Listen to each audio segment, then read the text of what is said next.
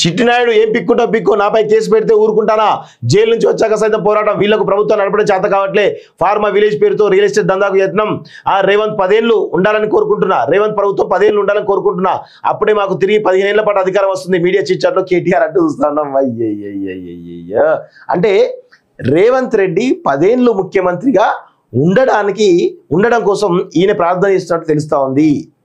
అంటే రేవంత్ రెడ్డి ప్రభుత్వం 10 ఏళ్ళు ఉంటుందని చెప్పేసి కేటీఆర్ చెప్తా ఉన్నాడు. సో వీళ్ళు 10 ఏళ్ళు ఉంటే మళ్ళీ 15 ఏళ్ళు వీళ్ళు వచ్చి మళ్ళీ దోసుకుందాం అనేటువంటి ఒక ప్రయత్నం తప్ప ఏదీ లేదు. ఇంకోటి గుర్తుపెట్టుకోండి, ఇక్కడ బీజేపీ ఎదుగుతుంటే బీఆర్ఎస్ పార్టీ తగ్గుతుంది, బీజేపీ తగ్గుతుంటే బీఆర్ఎస్ పార్టీ ఎదుగుతుంది. ఇదే జరుగుతూ ఉంటుంది తప్ప ఏమీ ఉండదటువంటి విషయాన్ని గుర్తుపెట్టుకోవాలి. కానీ ఇక్కడ విషయం ఏంటి అంటే చాలా ఈ చిట్చాట్లో చాలా పెద్ద ఎత్తున కామెంట్ చేస్తూ ఉన్నటువంటి విషయాన్ని మనం చూడాల్సిన అవసరం అయితే ఉంది. ఆయన కుటుంబాన్ని లాగే ప్రయత్నం చేస్తూ ఉన్నాడు, అన్ని రకాలుగా ఆగే ప్రయత్నం చేస్తూ ఉన్నాడు. దానిలో భాగంగానే రేవంత్ 10 ఏళ్ళు ఉండాలని కోరుకుంటున్నట కేటీఆర్. ఆ 10 ఏళ్ళ తర్వాత ప్రజలు 15 ఏళ్ళు ఇస్తారట. అసలు వీళ్ళని ఉంచుతారా తెలంగాణ సమాజం? తన్ని తరమడానికి రెడీగా ఉన్నటువంటి విషయాన్ని గుర్తుపెట్టుకోవాలి మీరందరూ కూడా.